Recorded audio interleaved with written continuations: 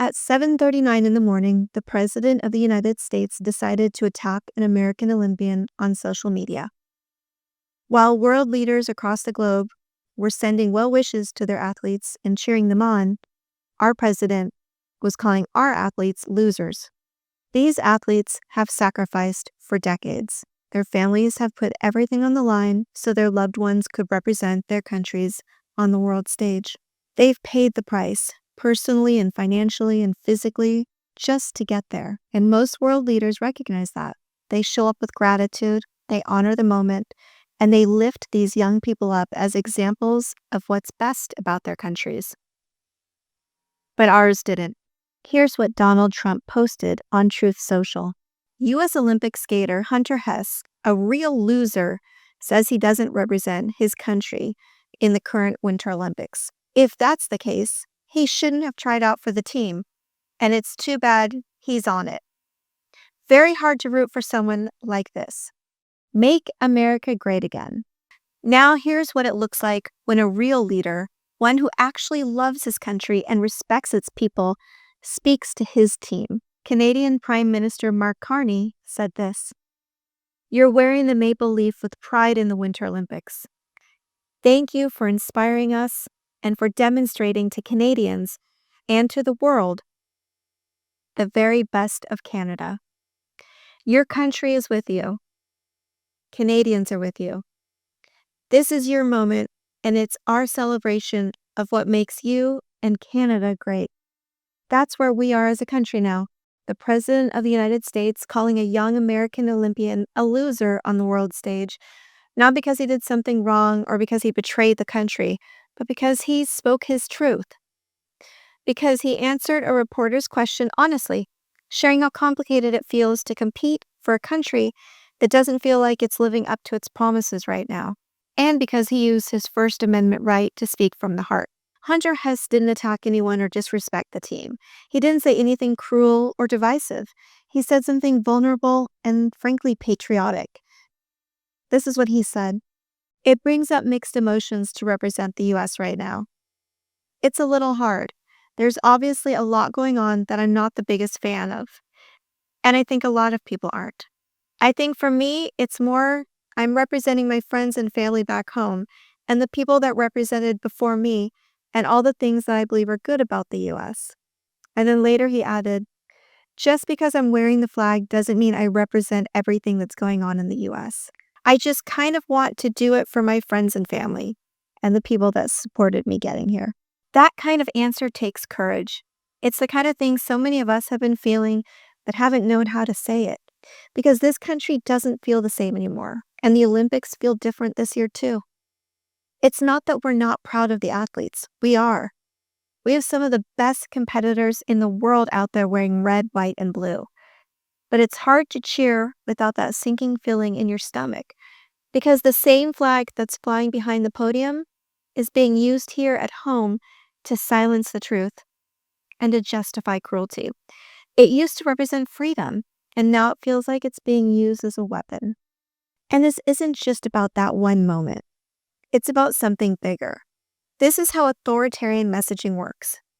You pick someone out of the crowd and you make an example of them. You twist their words and you question their loyalty and smear them as un-American.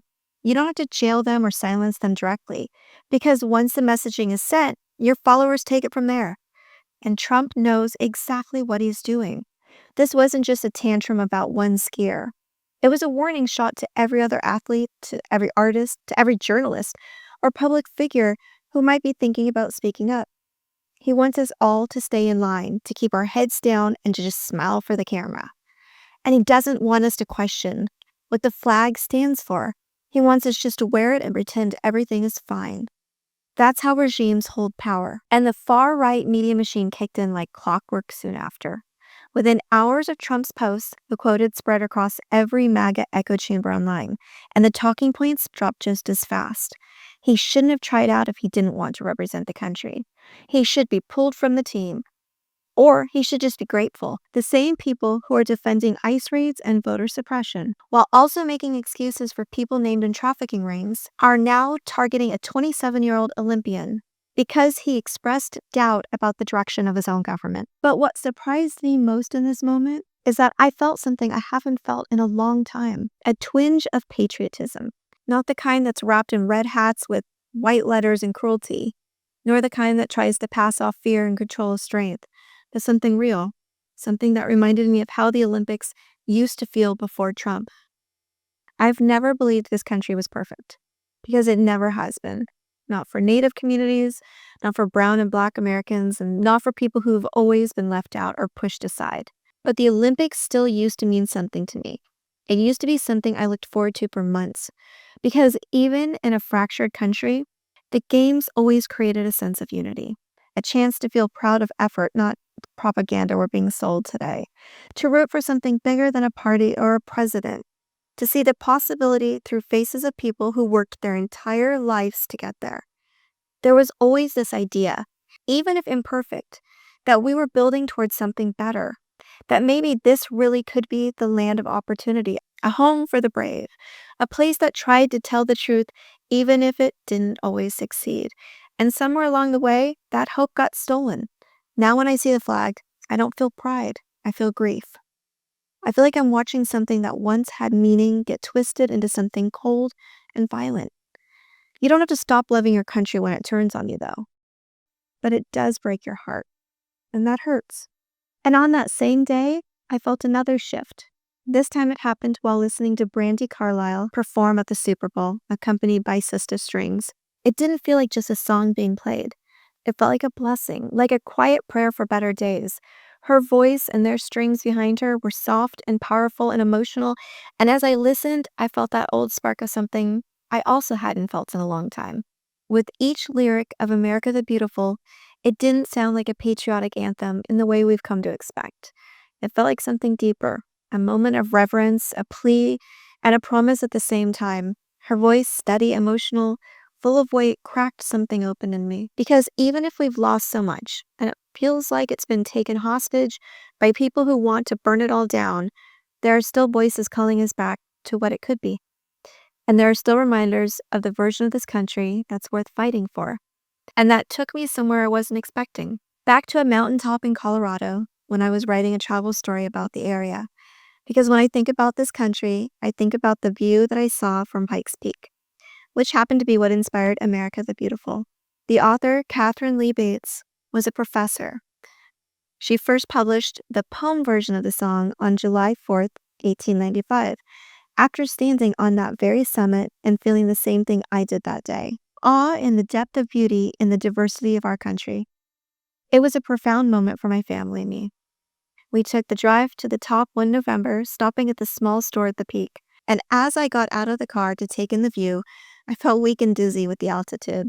I was grateful that the store was staffed by EMTs, and I remember extreme lightheadedness and struggling to catch my breath. And then I remember a kind EMT telling me that my oxygen levels were low and to take it easy, not to stay too long.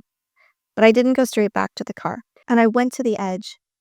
I looked out, and I was touched by all I could see. One of my favorite things about traveling is just how different this country looks from place to place, and that was all I could think about in the moment. I thought of the forests in Flagstaff, the beaches and the Outer Banks, the contrast of wood and water in Boston Harbor, the cold wind at my back at Pikes Peak, the cities, the plains, the coastlines, the people. All of it so different, yet somehow still the same country. That's the America I see when I hear this song and I see these words. Because it's oh beautiful for spacious skies, for amber waves of grain, for purple mountain majesties above the fruited plain. America, America, God shed his grace on thee, and crown thy good with brotherhood from sea to shiny sea. The theme of that song was chosen well to be played at the Super Bowl. It's about natural beauty, about sacrifice, about unity and hope, and improvement. It was meant to be a prayer, not a boast. Of course, looking back, we know it wasn't complete. Our country's first communities were Native American. They weren't mentioned. And that erasure matters. But even so, what Bates captured was the deeper truth, that this country is worth fighting for, not because it's always been good, but because it's always had the potential to be. And then came Green Day's unapologetic, defiant performance. It was the kind of set you don't forget. It was raw, intentional, and perfectly timed. On the biggest televised stage in the country, they played Good Riddance, which is also the time of your life, and then Holiday, and then Boulevard of Broken Dreams, and of course close with American Idiot. And as they played, some of the best NFL players of our lifetime were introduced. That was a message. A band that's been calling out corruption for decades, now sharing a stage with American sports icons while singing lyrics that directly challenge political apathy and authoritarian power. It wasn't loud or in your face, but it was resistance through presence, through song choice, and through symbolism. And it brought me right back to another show I saw a few months ago when I saw Green Day in concert. As I've been sharing, I've been trying to be more intentional about how I spend my money and who I support. And Green Day has been outspoken about what's happening in this country. Every show, Billie Joe Armstrong reminds people this isn't normal and this isn't okay. And that we're living under a corrupt president and a government that is actively attacking our rights. They were the perfect choice for this moment, even though they toned down some of their usual rhetoric and skipped some of the lines they normally shout during their live shows. The message still came through loud and clear. Everyone who needed to hear it did. And when I think about that view and that song and that moment at the Super Bowl, I remember what that twinge of patriotism felt like. I didn't expect it. I almost didn't even recognize it, but it was there, and I'm holding on to it. The Super Bowl was an example of what the best version of America looks like. And that's what I saw on the stage and in every performance. Brandi Carlile, an open lesbian artist, wasn't there as a token. She was there as a voice of hope. Green Day, Bad Bunny, who was born in Puerto Rico and is an American citizen by birthright, Ricky Martin, Lady Gaga, Charlie Puth, diverse Americans, real people with real voices, not propaganda, not the flag-draped pageantry of MAGA rallies, but something honest, human, patriotic. Bad Bunny expressed it perfectly when he held up a football, turned it with care, and made sure the camera caught what it said. Together, we are America. And this show of connection of pride without performance enraged President Trump because he took to social media and posted this. The Super Bowl halftime show is absolutely terrible, one of the worst ever. It makes no sense. Is an effort to the greatness of America and doesn't represent our standards of success, creativity, or excellence. Nobody understands a word this guy is saying, and the dancing is disgusting, especially for young children that are watching from throughout the USA and all over the world. This show is just a slap in the face to our country, which is setting new standards and records every single day, including the best stock market and 401ks in history. There is nothing inspirational about the mess of a halftime show, and watch. It will get great reviews from the fake news media because they haven't a clue of what is going on in the real world. And by the way, the NFL should immediately replace its ridiculous new kickoff rule, Make America Great Again, President Donald J. Trump. And his rant, ending with the demand to reverse the NFL's kickoff rule, says everything. It shows how small his version of this country really is. That even on a night when millions of Americans are united, cheering, celebrating, and singing, he can only see threats and spew disgust. His version of patriotism is a loyalty test, and if you fail it, even by singing in Spanish or dancing in joy, you become the enemy. What the NFL did with the Super Bowl is quietly radical and profoundly hopeful. It was a statement about inclusion, about art, and about rejecting censorship and standing up for culture. It was a noted resistance to authoritarianism. They were voting with their dollars, just like I've been trying to do, just like all of us should be doing. Because every time we buy a ticket, we stream a song, every time we share a post, we're sending a message. We're choosing what kind of world we want to live in. And if we get the chance to support someone who's speaking out, please, we need to continue doing that. That's how we build momentum. That's how we right this ship. Donald Trump has had multiple moments to lead, lift, and unify. Instead, he attacked. From his comments about our amazing Olympians to the halftime show, we're seeing him for exactly who he is, a bitter and declining man. He doesn't offer solutions. He offers resentment. He brings hatred, perverts patriotism, and mocks the brave while cheering the cruel. He is the face of a movement that has lost all moral grounding, that he is declining rapidly, and his cruelty won't last forever. And the generations behind him, they're not falling for it. The young athletes speaking out at the Olympics, in between runs and jumps and press conferences, are our future. They're the next power voters. They're the ones who will decide what kind of country this becomes, and they're already doing what so many adults are too afraid to do. They're telling the truth, risking backlash, and being brave. So if you're looking for some hope, look to them. Look to the athletes who speak for us, the artists who sing for us, the fans who cheer for truth, even when it's uncomfortable, and the people using their voices while we still have the freedom to use them. They are why I still have hope for America, and you should too. If you've made it this far, we're probably on the same page and definitely on the right side of history. I'm working hard to spread this message and reach as many people as possible. So if you can take a moment, please make sure you subscribe to my channel, like this video, leave a comment, anything to let the algorithm know to keep showing it to more people. And for all of my daily posts, you can find me on Substack just by searching Heather Delaney Reese, and I've also included a link for you below. And remember, no matter how dark the days get, I'll be here every single day, and together we will always keep hope for America. I'll see you tomorrow.